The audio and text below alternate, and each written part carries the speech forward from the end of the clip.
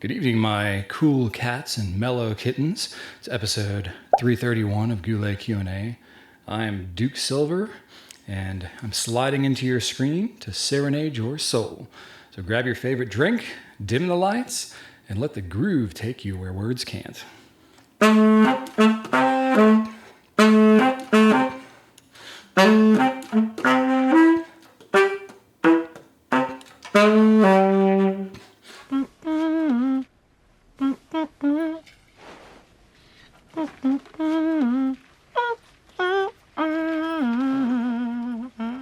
Happy Halloween, everybody.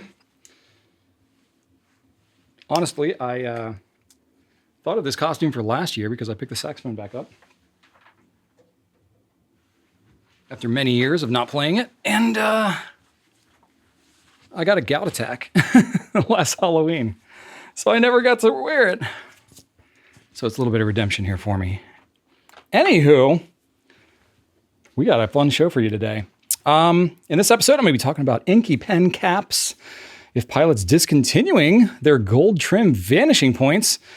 I'm talking about fountain pen ink expiration dates, best pens for changing inks on the regular, what pens that I would choose if Rachel told me that we're going to be going minimalism, and I'm going to spotlight the new Sailor TUZU. Excuse me, I'm parched. I'm going to spotlight the new Sailor TUZU limited edition crystal colors. Should be fun.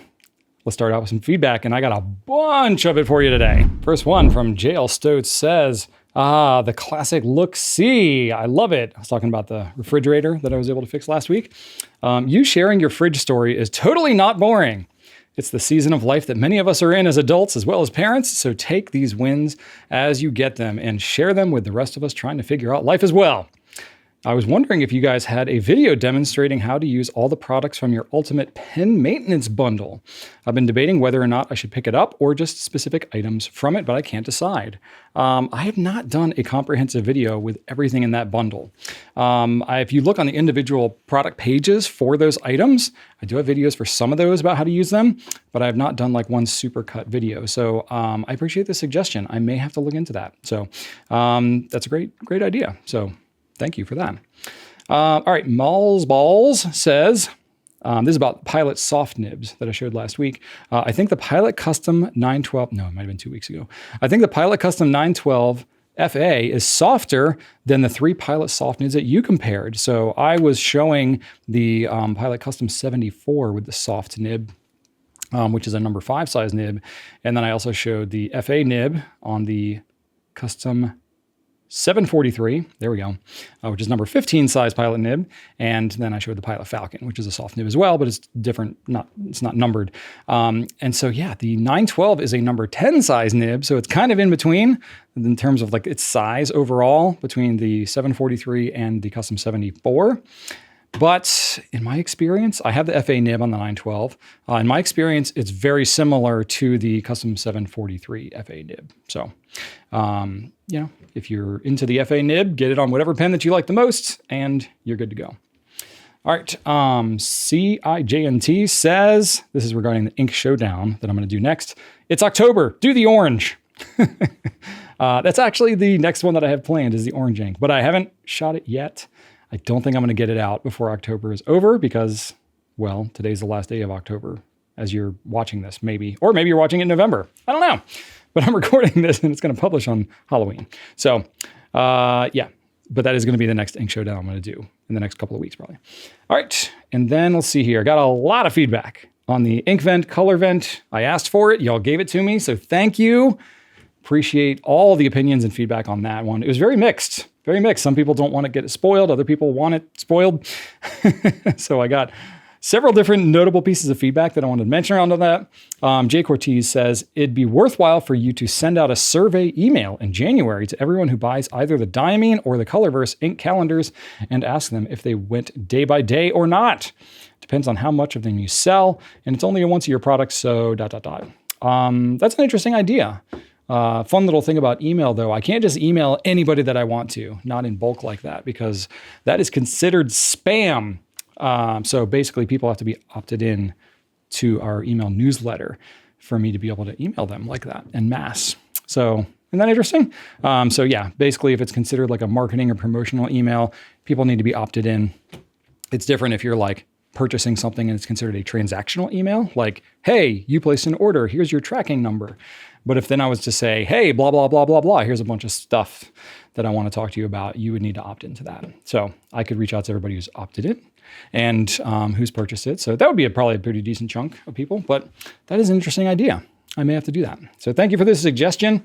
All right, Joel Varney says, Ink Vent, one every day of December as an ASMR style short video. Shoot it whenever and post them in December. That's a good idea. Not sure if I'll get to it. Maybe I'll do some. I don't know. But that's pretty much how it would make sense to do it. Yeah. All right. Judy Jacobs says, several pen and ink and paper peripherals bloggers already do these reviews of the teensy bottles in the Advent collections. So there's really no need for Brian to duplicate that work and take time away from order filling.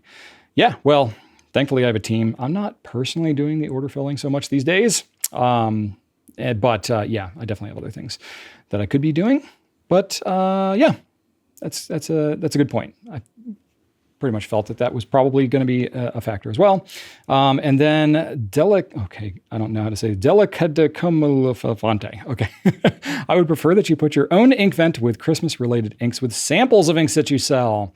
Well, we've been getting asked about that for years. That was definitely something that we were talking about. It's mostly the packaging that I would have a hard time with. We'd have to like source out custom packaging. I'm not going to say it's outside of the realm of possibilities, but as soon as the Diamine ink vent came out, then it was like, well, that's sort of already a thing. And then, of course, we could do across all different brands, which would be kind of fun. But then, Colorvent came out with theirs, and it was like, well, then we would have a third one. I don't know. It's an interesting idea. We'll think about it.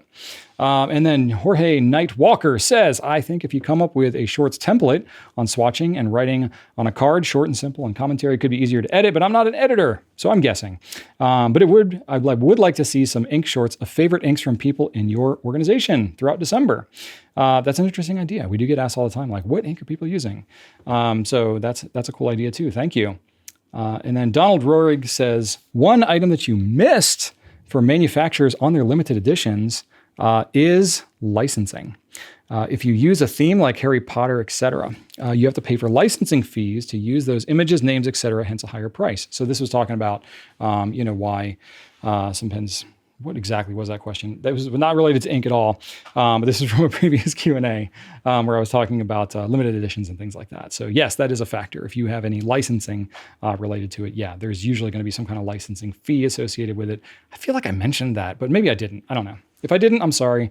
But no, thank you, Donald, for pointing that out. I had these out of order. Sorry. Back to an ink one. Monologue says, an ink a day is a little overwhelming for me. If someone released an ink per month for the year, it would be more appealing for me personally and perhaps for the retailer videos too. That's a cool idea. I like that. And then I wouldn't do like a calendar for that though. I don't know. That's what we used to do. We used to have an ink sample program called Ink Drop. Shout out to Ink Drop if you remember that from back in the day. It became unsustainable for us to keep that up every month. Shipping was too expensive mostly. But then, yeah, that's a thing, or was a thing. Okay, James CN5QE says, it would be useful to just list how many bottles of each type were in each collection. I'd like an idea of how many shimmer inks, for example, are in the calendar. So that's a cool idea. I kind of like that. So I don't know. We'll see. We'll see. These are great suggestions. Thank you all so much. I do read these and, I'll talk about them with my team. All right. Let's talk about some new stuff, shall we? All right, let's talk new stuff, shall we? This is starting off with the Sailor TUZU Adjust pens in the 3 new colors that we have. They are very, very translucent colors. I'm going to talk about these more, so I won't get into all the details, but they are the 3950 that we have the other TUZUs for. We have some special editions. These ones are called limited edition. I don't know why. Sailor's got their own kind of method for calling things special and limited. I think it just means literally limited in terms of like how many they're making. Their special, I think, is like for a time they're going to make them, and limited is like for a certain number, but the pens are not individually numbered, which is where it gets kind of confusing. But either way, they're sort of different, sort of not. But anyway, all you need to know is that they are new and they are not going to be around forever. So we have them fine, medium, and broad. So this is their, I'll save it. I'll get more into it towards the end of the video for the spotlight. But anyway, just know that they're here and we got them on our site We also have the new Sailor Pro Gear Slim Dried Flowers Collection Part 2. So this is 4 beautiful colors: marigold, eucalyptus, globe amaranth, and black rose.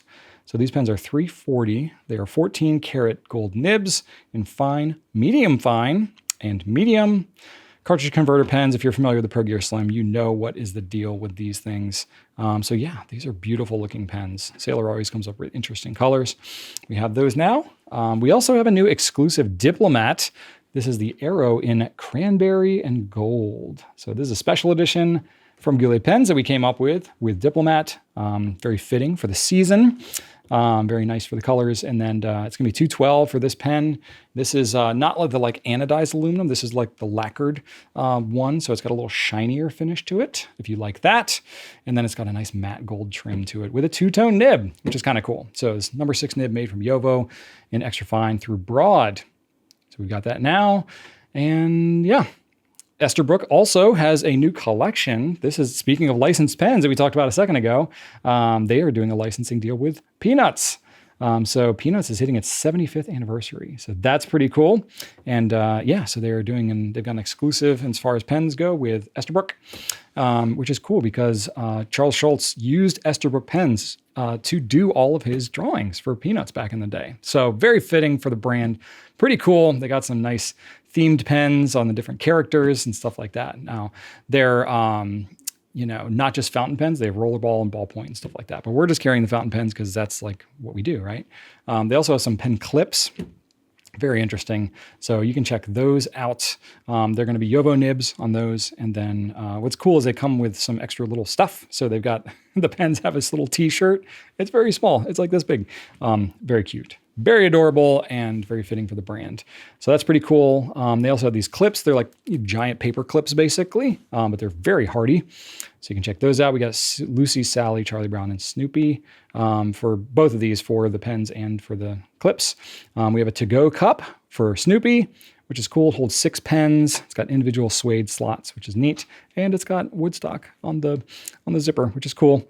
And then we have individual pen cases. They look kind of like sleeping bags almost for Lucy, Sally, Charlie Brown, and Snoopy as well. Cool. All right, we have the Pilot Kakuno pens. So we have some new colors here. Again, kind of taking, it's like they talked to Sailor or something. We're like, let's come out with some really light, nice translucent colors. And it's like, yeah, I'm down for that. These all look really good. So the Kakunos, we have 5 new colors: Twilight, Cumulus, Nimbus, Rosy Dusk, and Azure Sky. So we got a sky theme going on here. So we're going to have those in all the regular nib sizes that we have, and they're going to have the same like smiley faces and stuff like that on the nibs that are fun. Yeah, so pretty neat. Go check those out. They are $20. And then we have some rollerball pens that are in various versions of other pens. Here I just talked about how we are focusing on fountain pens. We're testing out some roller balls just to see if y'all even want them. We do this from time to time. We do carry a couple roller balls. Like we have Retro 51. We have, the Lamy 2000 roller ball and a couple others, but it's honestly not a big thing for us. And that's okay because we're fountain pen people anyway. But if it's more convenient and you like, especially for the holidays, we're thinking like if somebody wants to gift a pen, why not? Not necessarily everybody's going to want a fountain pen. I know that's like heresy, but you should be trying to get as many people into fountain pens in your life as you can, right? But still, doesn't take for everybody. So we do have some roller balls. We have the Monteverde Ritma in black, Midnight Orchid, and walnuts. And then we have the Conklin All-American Raven Black. So just some standard Monteverde and Conklin pens that we're trying out in the rollerball refills. And they have the G4 Monteverde refill gel roller balls. They're pretty good. So, yep, we have those available now. They're in like the $40 to $50 range. And then we have a new rockin' pen. I haven't seen this thing in person yet myself. I think it just arrived and I haven't gotten back there to see it. But this is a new Homo sapiens called Carbon Abyssus. And it is a forged carbon fiber with this like blue stuff in it. I don't even know exactly what the stuff is, but it looks pretty awesome. So it's a forged carbon aerospace alloy ergol, I believe it's what it's called. So it's like an anodized blue aluminum foil. There you go. That's what it is. And it's got a transparent ink window in it and all that. This is very much a limited edition. It's going to be numbered and all that stuff. Double reservoir power filler. This is, very much a premium pen. $2,700 for this one. So it's not for the faint of heart, but it looks pretty rad. I May or may not have asked Rachel if I can keep one of these, and it's yet to be determined. She is not. Maybe I need to make this my like one pen that I'll keep for the minimalism thing. Maybe she'd go for it then. So we'll see, but I don't know. It's a pretty rad looking pen though. But even I have to be restrained a bit myself sometimes, though you would think that I have no restraint given how many pens I have. Anyway, that's it for new stuff right now. So let's do a couple quick company updates and then I'll get into the questions. Well, first off, I have a new video that I'm very excited about. This has been a long time in the works and I'm pretty pumped about it because this was a lot of fun to put together. A little more produced than most of our other videos. A lot of B-roll. I did have to ruin a few pens to make it happen. Not as many as you would think though. These pens are pretty durable, actually. I was kind of surprised. But yes, we have an infomercial video, very much shot in like a 90s infomercial style, inspired by, you know, the likes of like Billy Mays and the ShamWow guy and stuff like that. So it's pretty fun. A lot of fun putting the script together and shooting the B-roll. But yeah, go check that out. We also have a time change coming up this weekend. Yes, it is that time of year. Not everybody celebrates daylight savings, but celebrates. Not everybody observes daylight savings. I don't know who's really celebrating it.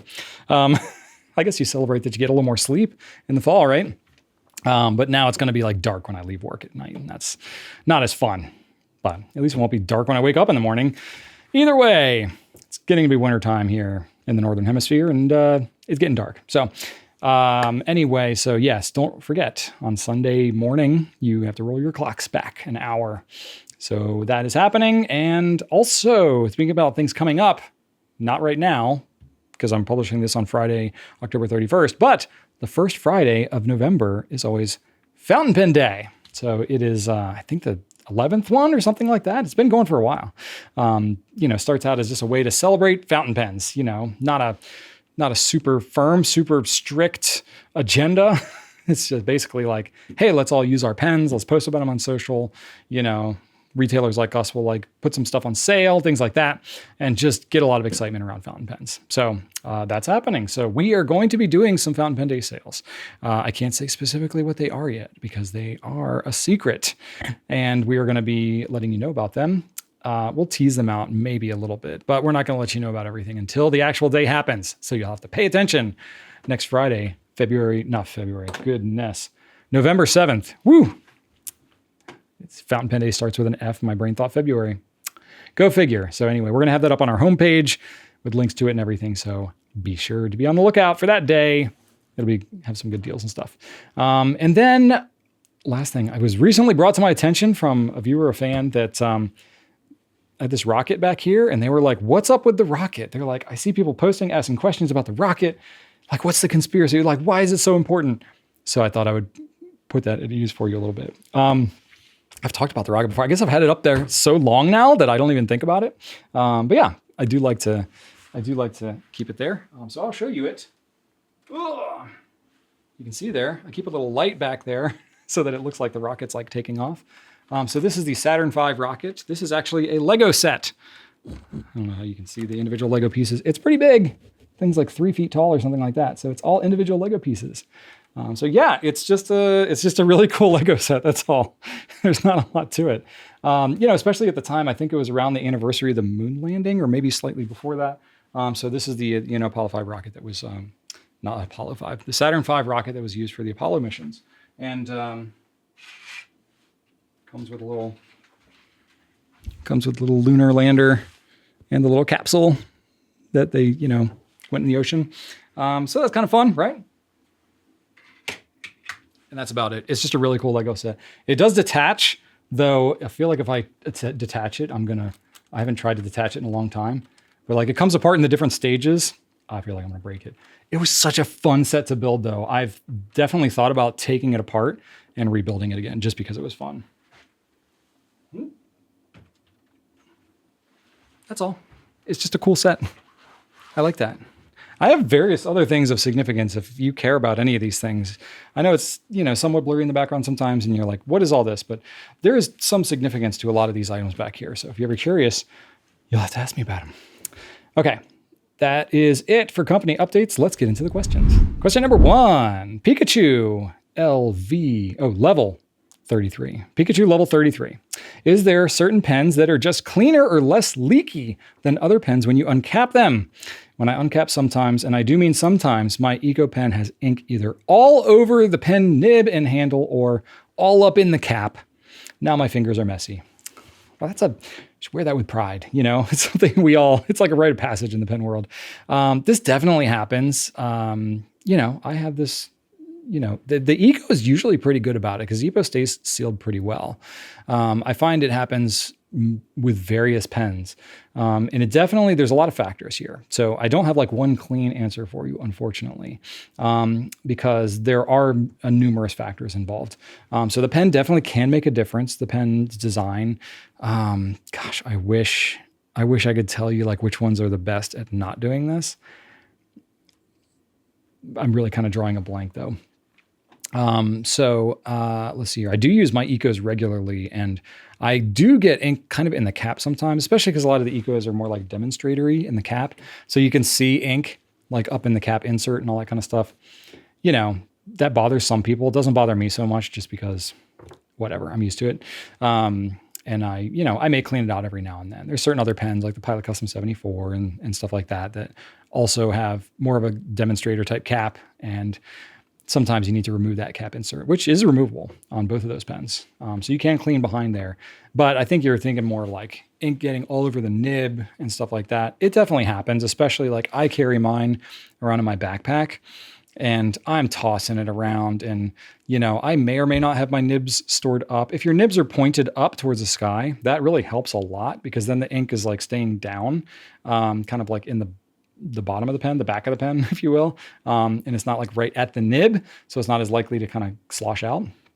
If you have them nibs sideways or nib down, it's a lot more likely, especially if it's being carried around and shaken around and stuff like that, it's a lot more likely to leak into your cap. So a lot of that has to do with like mechanical force or like pressure, temperature changes. If you're changing elevations, if you're going in and out of hot and cold, you know, buildings and outdoor environments, you know, depending where you are and all that kind of stuff, that could be a factor as well. A lot of that just has to do with like pressure and stuff like that. You know, water, you know, which is ink is mostly water. It you know, will move around more depending on how hot and cold it is and the air inside there. I don't think it's so much the ink changing temperature. I think it's more the air inside there. So definitely a pen like your Eco. It's a piston filling pen. So it's got a larger ink body, ink reservoir. So if you are lower on ink and it's mostly air inside of there, that's actually the time when you're going to be most likely to have ink that will come out into your cap. So it sounds crazy, but if you fill your pen more, you might actually see it leak less. Though if it does start to leak, then you would have less ink in the pen, which would make it leak more. It's like a doom loop that you're caught in. So yeah, just beware of that. The ink choice does matter. Not all ink is created equal. Some of it will, you know, kind of flow out of the nib more easily than others. But there's so many, again, there's like multitude of factors. I can't say which inks are better at not doing that than the others, but just that is a factor. So if it happens a lot with a particular pen and you try a different ink and it doesn't do it as much, well, then use that ink more. But there's definitely some relationship there. And then let's see here. Yeah, I think my last note was basically like, there's some degree of inevitability that may happen here. You know, definitely you don't want it like getting all over your hands and stuff like that. That's kind of annoying. You know, making sure if it's, you know, you have an Eco, so it's like, I'm trying to think, you wouldn't have any like air leakage issues that should be a problem. Sometimes if you have a cartridge or a converter pen, if the cartridge or converter comes a little bit loose, or if it's like a little bit cracked or something like that, and there's more air getting in there, that can cause leakage issues, which, you know, again, with all this, it might not be bad enough to be like dripping out of the pen like constantly, but if it's just a little bit of extra air that's getting in there, and you know, it's enough that if the pen is being moved and shaken around, it can come out a little bit more. So I don't know. These are difficult things to deal with. The beauty of fountain pens is the ink just flows out of the pen so easily when you're writing, but with great power comes great responsibility. And sometimes the ink can come out of the pen when we don't want it to, which is unfortunate, but thankfully it's not that often that's happening with modern pens. It was definitely more of an issue with older pens with higher ink capacities and like the ink sacs and stuff like that happen a lot more. But you know, these days it's not as bad. So hopefully some of that's helpful for you. Wish I had a magical answer, but I don't. Juan Williamson says, Piggybacking on the Pilot Vanishing Point question, this is from last week, I heard a rumor that Pilot won't be making gold trim or gold nibs anymore. Will that make the existing pens limited or more valuable since they won't be making them anymore? This is a false rumor. So it's actually not true. I asked Pilot about it, at least Pilot USA, my chain of command, and they said, yep, this is a rumor. It is not true. So wherever you heard that, I'm sorry, but I don't believe it's true. I think there was a retailer maybe that had discontinued carrying their gold trim versions or something like that. And then maybe that got taken as it's being discontinued, like from Pilot. But I do not believe that that is the case unless I'm totally missing something. But I did confirm through my supplier that they're not discontinued. They're just going to continue on as normal. So disregard that. But hypothetically, if something like that were to be discontinued, would that be worth more? Would that make it more limited? I mean, yes, technically. I mean, it wouldn't make it necessarily like special. And usually pens like that have been available, I mean, they've been making gold trim Vanishing Points for decades. There's going to be a lot of them out there, and I wouldn't say that probably any time in the near future they're going to be more valuable. If you're really hard set on getting one and it has to be a certain color, a certain trim, you could end up paying more just if there's not a lot of them available. But in general, I wouldn't say that like regular edition Vanishing Points with this particular trim are going to be, sold at a premium unless they're particularly old or rare or valuable or whatever. I just don't think that's going to necessarily be the case with these particular pens, but especially not because they're not going anywhere. So that's a quick answer on that one. Donna G has a question. Do fountain pen inks really have an expiration date? If so, shouldn't there be some indication of that on their bottle or cartridge? I bought a bottle of Noodler's Black a while ago from a thrift store. There was no date printed on the label. I used it in one of my ecos, and after writing with it and making some lines and doodles, I noticed that it was not what I would think that black ink should look like. I didn't have any flow issues when using this ink in my eco. I did not try it with any other fountain pen, so I can't say if it would have any issues with other pens. So do inks have expiration dates? I mean, I guess technically everything expires at some point, but no, there's really not any set expiration dates. I mean, generally speaking, you won't, the fresher you use the ink, the more likely it is to be what the manufacturer intended it to be. But there's vintage inks out there you can get that are decades old. Typically what you deal with older inks is you deal with evaporation that can happen. So the ink gets like kind of thicker and sludgier. Sometimes you can experiment with reconstituting that with distilled water, and it may or may not help. But you're talking like multiple decades old of ink, and I guess Noodler's ink has been around for 25 years or something at this point, maybe a little bit longer. So I guess you could have a decades old bottle of Noodler's Black because that was like one of the OG colors. It's theoretically possible. If you bought it at a thrift store, you have no idea where it came from. That's the thing. And I don't think the labeling has changed on that ink, at least as long as I've known it for 15 years or so. So yeah, it's possible it could really be that old. But typically there, you're going to deal more with flow issues. And you said you're not dealing with flow issues, so I don't think that's your issue here. But I think, so the other thing here, depending on how, I don't know if it was like in the box or whatever, but again, it's you're getting it secondhand, so I have no idea how it was treated. If other inks, you could have a pen that was inked up with something else and wasn't cleaned and was dipped into it and mixed in the color and stuff like that. Usually it's not a problem with black ink because it's hard to make black something other than black. Usually if you have a lighter color ink and you put in something darker, that's going to change the color a lot. It's hard to go the other way around. So with this one though, typically things that will degrade. So I mentioned evaporation and UV exposure. Sunlight, even interior lights to a degree, can impact UV lighting. So, not all inks are light fast. Some of them are very not light fast. Typically, I find like blue or like royal blue dye tends to fade pretty quickly in the light. Noodler's Black is not so bad. Noodler's makes other inks that are made more to be light fast, which matters more for like artists and urban sketchers and things like that. Typically, most people writing notes that they're trying to keep for a long time will be in some kind of journal that you're going to keep closed. So it's typically not as much of an issue. But if you have all that ink sitting in a bottle and you have it, next to your desk with an open window, or like an open window, but with a window with like sunlight exposing it, and that UV is blasting that bottle of ink, directly, it can definitely degrade the color of that ink. Noodler's black should hold up pretty decent, but it's possible they could lighten up and kind of gray it a little bit.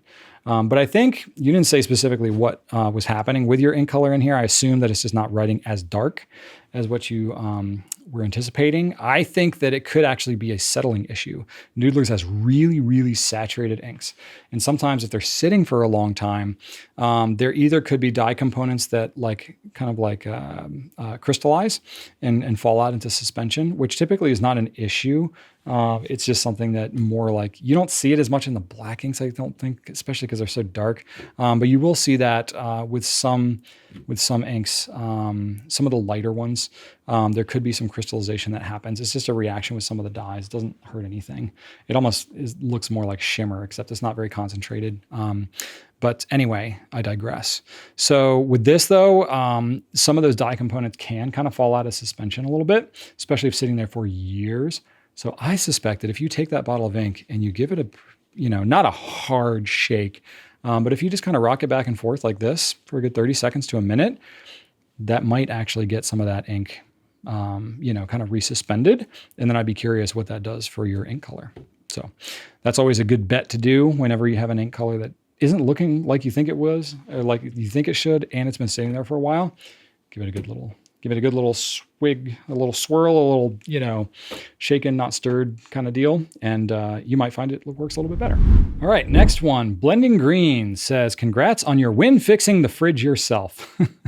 I also don't like house layouts where kitchen, living room doesn't have a wall division. Well, I didn't say I didn't like it. I did choose it, but it is a downside when you have, we also have our laundry like near our kitchen too. And so we get laundry noises that go into our living room and kitchen and everything. We just got all kinds of noises in the house, but we also have kids. So go figure. So anyway, you also said, thank you for explaining a Pilot Vanishing Point options. I want to buy one, but hesitant which one to choose. So there you go. Glad that was helpful. Okay, now the actual question. What would be the best choice if you wanted to have a pen that's easy to change ink colors? Yes. So I wanted to show you a few that I have because I can show you maybe why I like them for ink color changing. I would, this is not a hard, fast rule. It's kind of like whatever you feel like dealing with personally. But when, anybody who uses ink samples a lot, I find you're going to be the ones that are going to really stress test this, right? So, I have some pens here. Basically, I would recommend pretty much anything that's cartridge converter. Because those I find are the easiest to clean, right? Now some pens are easier than others. I have a few different options here that I just want to talk through and show you. I like the Lamy pens because they're good. They also have swappable nibs. So for me personally, if I want to test out an ink, I want to try it with different nibs even and only have one thing to clean out, then I can actually swap the nibs on it as well. But your fingers will get inky. The Safaris are nice too because they have a solid grip, so you can't really see the ink going on in there. I like the All-Star as well, but the All-Star as well, this one is the Dark Dusk. It's got a pretty dark grip, but the lighter kind of smoke-colored grip, you can see the ink in there. You may or may not like that. I don't think it's a big deal for most anybody, but that's something that may be a factor for you. But the reason I like these is because you can use a bulb syringe to flush and clean it out. Super easy. Literally just stick it in here and it'll like spread this part up here. That's where you know that you've got it in far enough. And then I always hold it because sometimes if you just are pressing the water through like this, then the pressure can shoot the grip section off the bulb syringe, and that's bad. So I always hold it on there. And then, I might hold it with the nib upside down too. That way the water that's coming out will come down. The water tends to flush out of the filler hole. So if I find that I have a really stubborn ink, I might actually cover the filler hole too. And then it forces more of the ink down through the feed and the breather hole and stuff like that.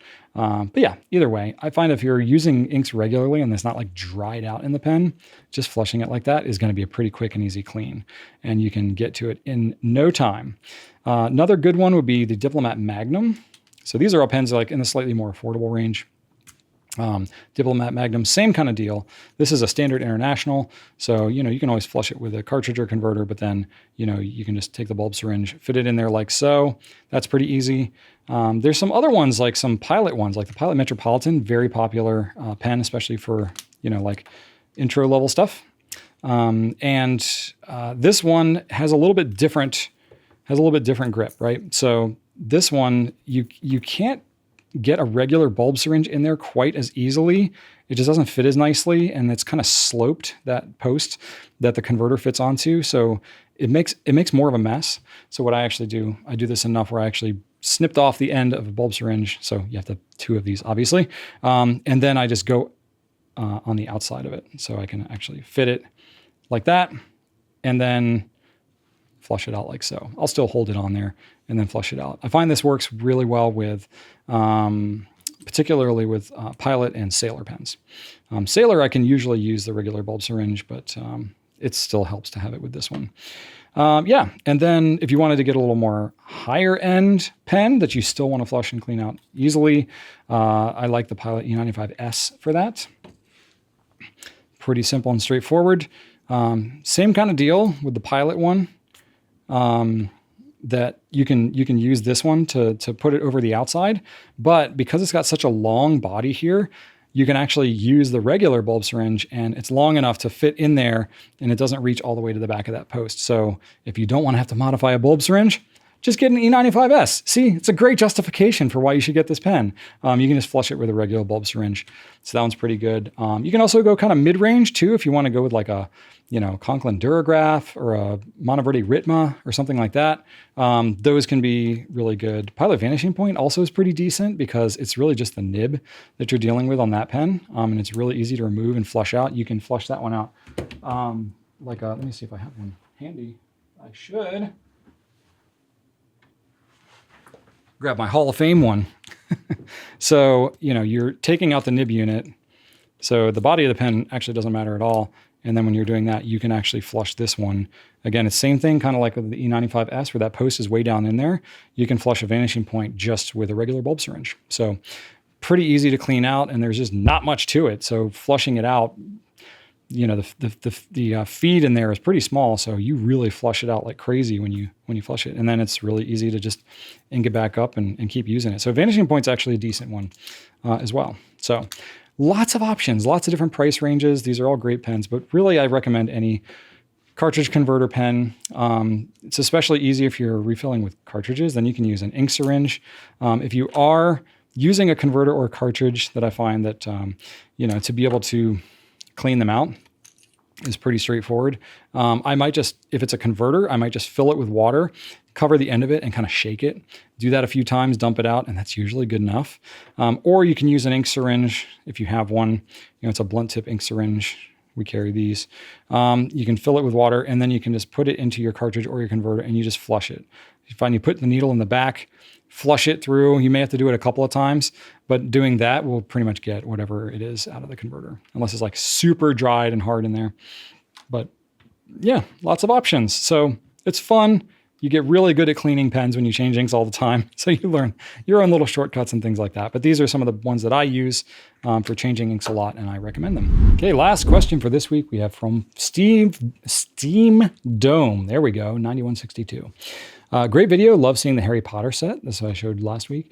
I have a question. If Rachel said, we're going minimalist. Oh, heaven help me if that ever happens. And you can only have one fountain pen, which would that be? This is a creative way. I get asked this question so much. If you were on a desert island, what would be your pen? If there's a fire and you could only, you know, grab one pen on your way out, which would it be? You know, you basically want to know, like, what's my favorite pen, right? The truth is, I can't answer this question. I really can't. So, you know, the answer, if I decided rather than never answering this question, I'm just going to answer it with whatever my favorite pen is at the moment that I answer the question, which tends to be a bunch of the same pens. But I really, truly do love my pens like children, and I could not really get rid of any of them. I don't know. Hopefully I die before that ever has to happen, and Rachel can just do whatever she wants with my pens. So assuming I go first, which is probably going to happen because I live a more dangerous life than Rachel. Anyway, oh gosh, this went grim. Okay, that's not the issue here. We're talking about going minimalist.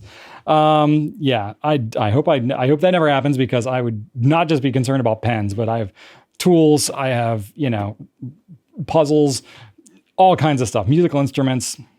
I pretty much go hard on whatever it is that I'm interested in. So there's going to be a lot. There's going to be a lot to clear out in a minimalist situation in my world. Okay. Anyway, yeah, I put in my notes, she'd probably be better off just getting rid of me. She wouldn't. But, it's a joke. So in all seriousness, this would be a difficult question to answer, but I have a couple that I can kind of narrow it down to. First gold nib pen I ever used is a Pilot Custom 74 in medium. I really love that pen. Honestly, if I had to use that pen the rest of my life, I would be pretty happy with that. The only reason that I would maybe not say that one has to do with durability, just because it's a resin pen. And if it was literally one pen I had to use forever, I would want it to be really durable, because I tend to be, rougher on some of my pens. If it was the only one that I had and I would carry it around with me all the time, I'd want it to be a pen that I could rough up a little bit. So, not that you could, not that it wouldn't hold up, because I did daily carry that pen for quite a while. I just kept it in a leather pen sleeve. In fact, I have the sleeve right here. This is my Aston leather sleeve that I've had for 15 years or so, and it is well worn. You can't get this kind of wear when you buy it new. You have to earn it. So that's pretty cool. I like that. But anyways, very well broken in. This has held many a pen, including the Custom 74. Also my Homo sapiens that I daily carried for like 4 years in this thing. I've carried the Lamy 2000 in this. Anyway, I guess anything I could put in that sleeve and that would protect it more, or any other pen case for that matter. So the durability, maybe it's not as big a deal as I should think that it is. But anyway, so short pens on my short list. I really do like the TUZUs, especially for economical reasons. But again, durability may be a thing over time just because it's resin. But I really like the 580 ALR Prussian Blue. I also am just a big fan of the Eco, so I could be happy with an Eco as well. But if it was literally one pen and I had everything I already have, I would probably pick something a little, gold nib, a little higher end. So that would kind of narrow it down to a couple. The Homo sapiens, which my Bronze Age Homo sapiens is up there because it's now on my Hall of Fame. That's my little Hall of Fame list up there. You can't really see it because my big head's always in the way, but that is my little Hall of Fame shelf. So my Bronze Age Homo sapiens, that would be a good one. I did daily carry that one for quite a while. That's a strong contender. I would be happy with that. But I really love the nib on the Pilot Custom Urushi. It is a bit large. So daily carrying, if this is my only pen, I would be super happy with the way that it writes. But I don't know if I'd be happy carrying around a pen this large all the time. It's the only reason probably that it wouldn't be the top spot for me. But I think I would have to be just my boring Lamy 2000. It's very reliable. It has a decent ink capacity. It's very simple. It's very durable. It's timeless. So I think I'm going to go with kind of a boring answer and go with Lamy 2000. Shock. You would never know that. Not that I think it's like the best pen of all time, but it just, I don't know, all around, I think it just meets a lot of needs and a fine nib. Yeah, most of these would fine nibs. The Custom 74, I would choose a medium nib. This one's the fine medium nib on my Custom Urushi.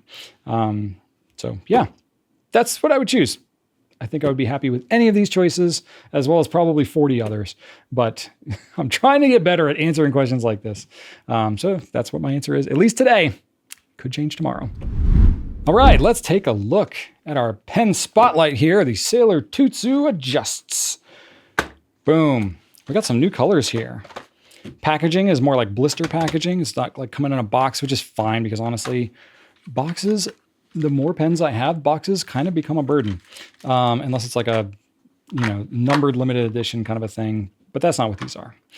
These are just cool new colors of pen. And I like them because they've done, they've done the straight up version. This is the mint green one. It's a solid color. It looks nice, but I am really a sucker for demonstrators. And though they're not calling this a demonstrator, it's basically a demonstrator. So let me show you these three new colors. So there is a clear one, which they're calling clear white. Don't know why. They could just call it clear or clear demo. Things that come with it, it comes with a couple of cartridges, and then it comes with a converter inside as well, which is nice because you know, Sailor converter is like, was it $10 or something like that? So it's actually a pretty decent deal you get for these pens. You know, especially now, like a, you know, Pilot Metropolitan's like, you know, $30 or so. Okay. And then here we go. So we have 3 different colors. We have Crystal Cherry, Crystal Sky, the blue one, and then we have Crystal White. So let me take all these out, show you what's up with them, because the caps kind of looks, whoops, let me just throw my stuff everywhere. So the Crystal White here is like your straight up clear demo. And it's pretty darn clear. So you really are getting a lot of demonstrator aspect. The top is like this pearly white that is not demo. The clip itself, you know, it's metal under there, so it's not truly demo, but you can see the metal kind of through this thing. So that's kind of cool. Actually, the clip is slightly different. I think it's the same on the Cherry and the Sky one, but the white one, it looks a little clearer. So that's kind of neat. I actually didn't notice that until just now. So yeah, very clear thing there. Yeah, got your cap insert, which would be hold all kinds of nice ink, as to go back to our first question there. And it's got clear feeds too, which is really cool. I don't think the originals have that. I think the originals are black feeds, right? Yeah. So that's pretty cool. So good job on that, Sailor. That looks really cool.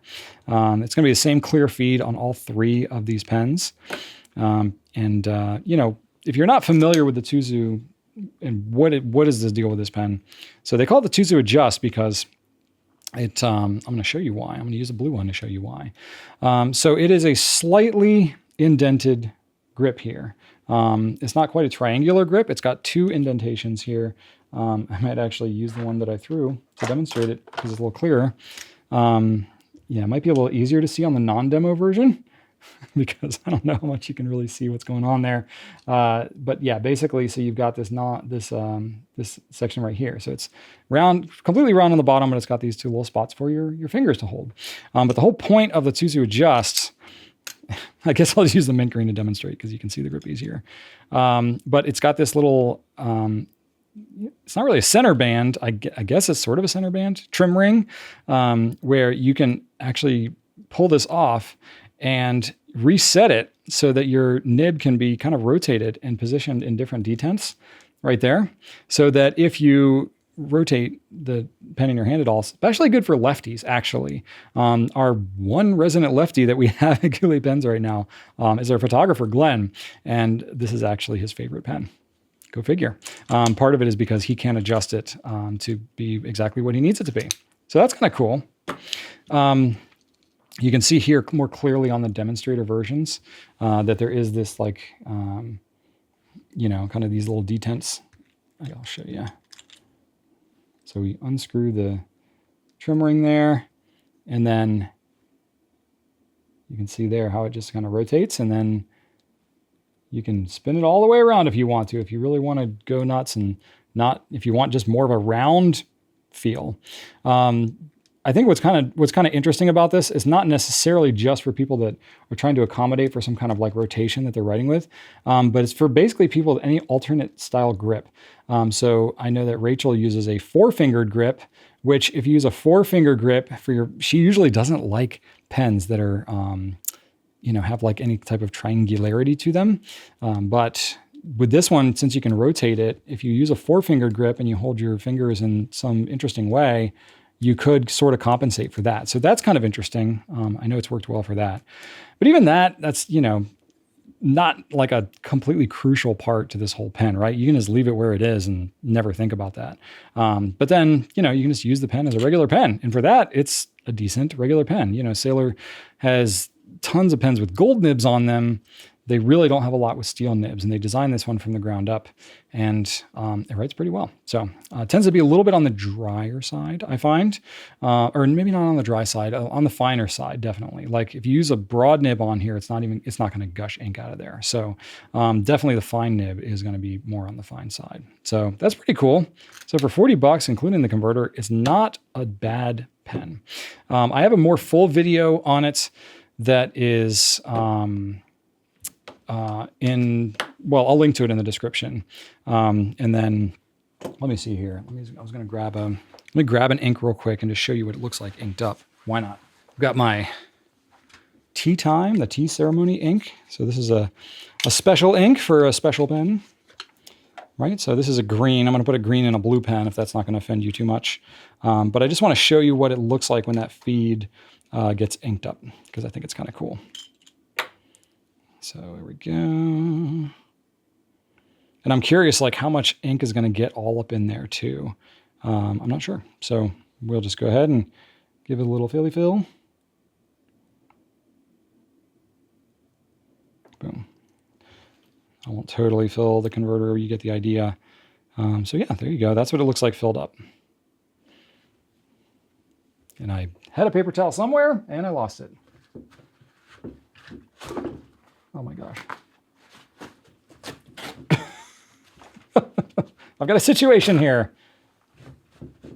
I have this roll of paper towels over here that I normally keep out of frame.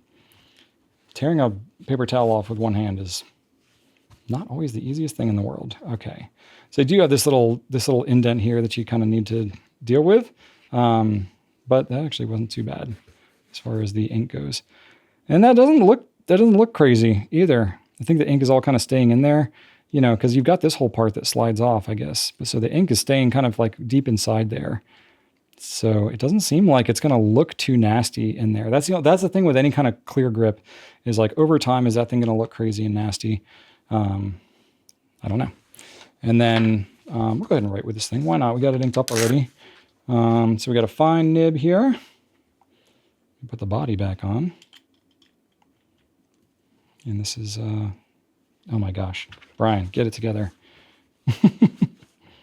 Okay, here we go. Sailor TUZU, yeah, see, look how fine that is.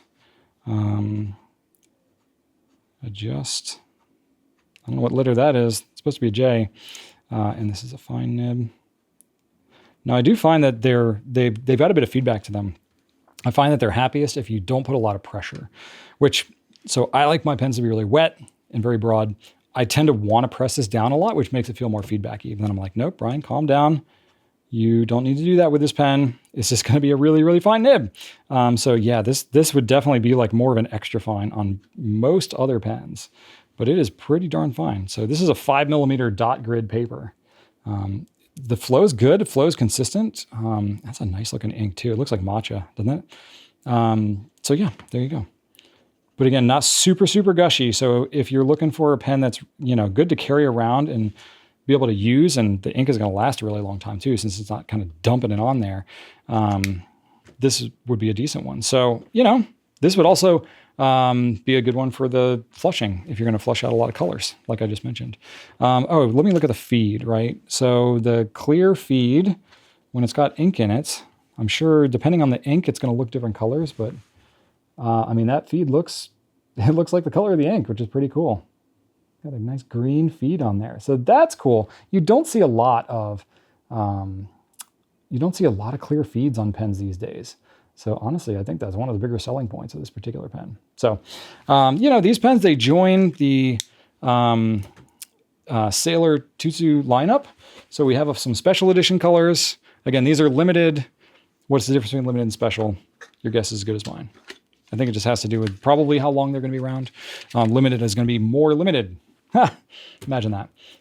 So yeah, go check these out. We have them now for under 40 bucks. All right, Brian adventure time. I don't have a ton to share. You know, just again, I feel like I'm doing really boring middle-aged stuff right now, but I am having more success teaching my son to drive. Yeah,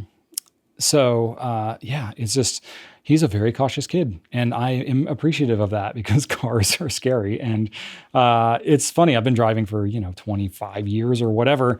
And you just take for granted how much you learned and how much experience you have when you have to teach it to someone who's totally new. But at least in Virginia, they have these books that they publish that have all these different checklist items. And it's like, me, I'm not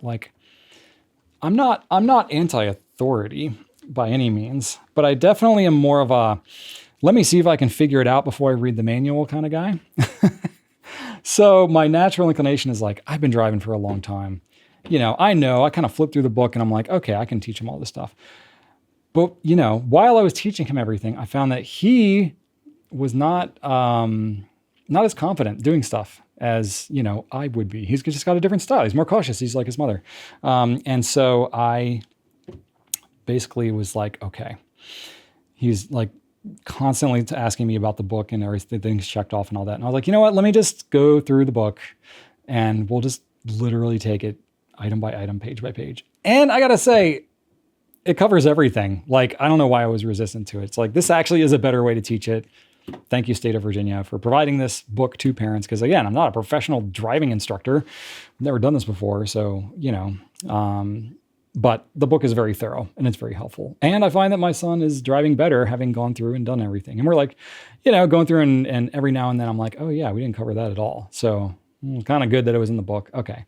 So he is getting more confident. So I find it's not just a matter of capability, but it's a matter of confidence as well. So it's actually been really helpful. So there you go. Lesson to you if you have not yet had to teach anybody how to drive, read the book and just go through the book because they've already put a lot of work into making the book. Just follow that and then you'll be in pretty good shape. So there's that. And then, talking about my non-minimalism here. It's funny because I recently just got some more puzzles. I had not bought any new puzzles in a really, really long time. I mean, like several years, I think. But I just, I went on the site that I usually look at and found they had some new puzzles and I was like, oh, that's pretty cool. So I bought some new puzzles. I think I bought like 8 puzzles or something like that. They're cheap though. And I just, it's fun. It's just it's a different challenge to my brain. One of the things I got there was a smart cube. So, I mean, I'll show it just because I have it right on me. But these things used to cost like well over $100. It's made by GAN. I'm not sponsored. But it is a Bluetooth connected cube that you connect to your phone through an app. And it will actually register the turns that you do. And it will time it. You can actually go through different like tutorials and stuff to go through different solves. So there's certain like aspects of the speed solving that I struggle with more. You can practice just those moves. It's pretty darn cool. And I think it was like $35. I was like, dang, okay, that's pretty cool. So that's been a fun thing I've been doing. Yeah. And then that's more or less it. Doing chores, whatever, boring stuff. Raking leaves, all that fun stuff. So that's pretty much it from me. I'll go ahead and wrap it up and then I do have a fun fact for you. So I just want to thank you for watching. Keep leaving me feedback. I love all the feedback. Maybe I won't read as much of it this time because this did go on for a while, but it's all right. We still got it in. You're still here. And then check out gouletpens.com for ink, pen, paper, all that stuff. Be sure to check out for Fountain Pen Day as well. And my fun fact for this week is about daylight savings, since that is lurking around the corner here. So as of 2023, around 34% of the world's countries use daylight savings time, primarily in North America and Europe. Some countries observe it only in some regions, though. I know in the US, I think it's Arizona that doesn't observe it, which is, fine. I'm not a huge fan of daylight savings myself. It's kind of annoying, but it is what it is. So some other fun facts. This is all from Wikipedia, so, I did not thoroughly research all this, but, it's there. I find that Wikipedia is like one of the more reliable sources these days, with AI being who knows what. Anyway, so Port Arthur, Ontario, Canada was the first city in the world to enact daylight savings on July 1st, 1908. Not that long ago. I would have thought that it was older than that, but it's not. It became common during World War II. Some countries adopted double summertime. It was standardized in the US by federal law in 1966. Not that long ago. Not my lifetime, but my parents' lifetime. And widely adopted in Europe in the 1970s as a result of the 1970s energy crisis. So I believe part of the logic behind it was if you're doing stuff during the day when the sun is out, you're going to use less energy. So that was part of the push. Since then, the world has seen many enactments, adjustments, and repeals. It's a common myth. I did not know this. It's a common myth in the United States that daylight savings time was first implemented for the benefit of farmers. In reality, farmers have been one of the strongest lobbying groups against daylight savings time since it was first implemented. The factors that influence farming schedules, such as morning dew and dairy cattle's readiness to be milked, are ultimately dictated by the sun. So the clock change introduces unnecessary challenges, in fact. So how about that? Why do we do daylight savings anymore? I don't know. But that's something that we would have to decide as Congress, essentially, to do it. And doesn't seem like that's happening much these days. So your guess is as good as mine how long we'll be doing daylight savings. But either way, daylight savings time will be, I think it's ending, right? We're not doing we're in daylight savings right now. And then it will be ending and we'll be going back to non-daylight savings, like standard time, right? I think that's how it works. I always get them mixed up. I'm not the ultimate authority and source on this. Look it up yourself, but just know that something's happening with daylight savings this weekend. That's all I got for y'all this week. Thanks so much for watching, and right on.